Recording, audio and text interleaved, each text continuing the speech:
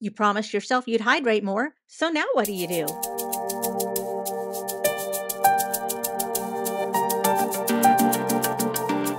Hello, fellow geeks, and welcome back to Running Geek Girl. My name is Heather, and I am glad you are here today. Now, of course, we all know that we should probably be drinking more water, but let's talk about why we need to do that, how much do we need, and what are some easy ways to sneak some hydration into your daily routine. First of all, why do we need to hydrate in the first place? Well, staying hydrated is important for keeping your bodily functions running smoothly, like your urinary and digestive tracts, your circulatory system that pumps blood through your heart. It can help you feel more energized, it can improve your mood, and it can help with your short-term memory and your attention span. A lot of times, people who are looking to lose weight will also turn to hydration as a goal because in moderation, drinking water before a meal helps fill up your stomach and causes you to feel fuller, and in turn, it will cause you to eat less. Studies have also shown that drinking when you feel thirsty can open up a dopamine-related pathway that gives you a pleasurable response. So there are plenty of reasons to get more water every single day. But let's talk a little bit about exactly how much water you need, because there has been so much conjecture over the years about how much you're supposed to take in over the course of a day. Now, of course, the answer would be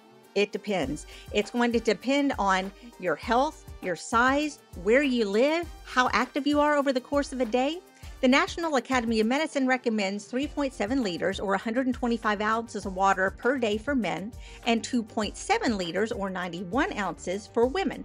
And that accounts for water intake from all food and beverages throughout the day because, yes, remember, there is water inside the food that you are eating. A lot of people will stick to the age-old method of 8 glasses of water a day, which equals 1.9 liters or 64 ounces. That's an easy one to remember, and it usually keeps you at a good level of hydration. Some people are going to need less than that, and some people are obviously going to need more than that. One thing to keep in mind is that you shouldn't have to force yourself to drink more water than your body is currently craving, unless you are planning to spend time exercising or in the outdoors in hot weather, which can cause a lot of fluid loss from sweat. Now, according to Dr. Ryan Bober, who is an internal medicine specialist with Cedars-Sinai in Los Angeles, for most people, drinking enough water to fill 2 40-ounce water bottles over the course of 10 hours creates a safe range of avoiding dehydration and overhydration. So for those of you who need your emotional support water bottle or your Stanley Cup, just 2 of these over the course of 10 hours will be sufficient for hydrating over the course of the day. This, by the way, is not a Stanley Cup. This is one that is a cheaper option and comes in a ton of really fun colors. I'm going to have a link down in the description if you would like to check it out. I highly recommend these. They work really, really well. Now, maybe you know the benefits of hydration, and maybe you know exactly how much you need to take in over the day, but you don't follow through because why would you choose boring old water when there's caffeinated drinks and sugary drinks to fill your day with? So before you give up on your water drinking habit, let's talk about a few methods to try to help you stay on top of it. First of all, try to go clear when you're choosing a bottle. Now, the insulated bottles like these are sleek and cool, but there's one problem. Your water is out of sight, which means that a lot of times it's out of mind. So when you're choosing a water bottle, don't just look at colors or slogans on the outside. Prioritize bottles that are clear so that you can see your water level inside. If it's almost noon and you see that your bottle is still 80% full, then you're more likely to remember to keep drinking.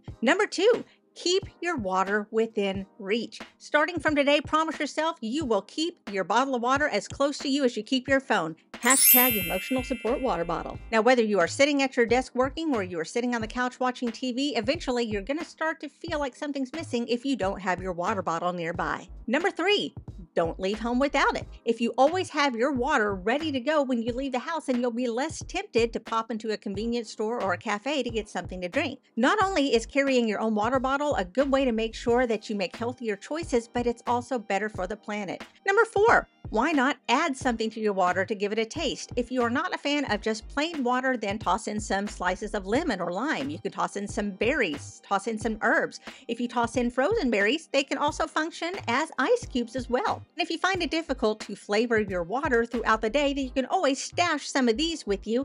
These are low calorie and in many cases low to no sugar. You can keep them in a wallet, in a bag, anything, but you'll always have something nearby to make your water more tasty. Number 5, make it sparkle.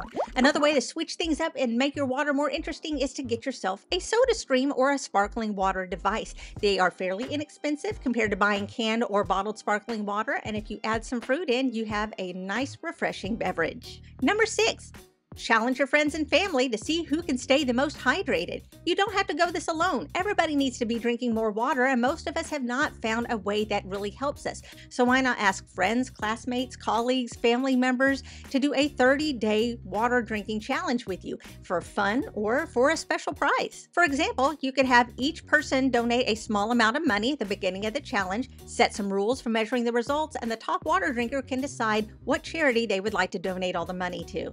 And finally, keep track of your water uptake. Pay attention to how much you are taking in. No matter what method you use to increase your water consumption, you need to be able to track how much you are actually drinking. You may feel like you're getting enough water right now and then realize that most of the beverages that you're drinking are full of caffeine or sugar. So make sure that you are keeping track of how much actual water you are taking in. So there you go. There are some tips and tricks for you to help up your hydration. And if you'd like to get some more fun advice about hydration, I'm going to have a link up here and down in the description to a video that you really do need to watch. So what about you? What do you do in order to keep track of how much water you are taking in over the course of the day? Why don't you give some tips and tricks down in the comments below? While you are there, make sure that you are subscribed to the channel. Just click that button below. It doesn't cost you a thing, and it keeps you up to date on all the running content I have coming out all the time. You could also give this video a big thumbs up. Both of those get me out to more runners just like you. You can also follow me on social media. All the links are down in the description. You can find me across all platforms under the name Running Geek Girl. Thanks so much for being here with me. I am so glad you are here. Remember to laugh hard, run fast, and be kind. I will see you later.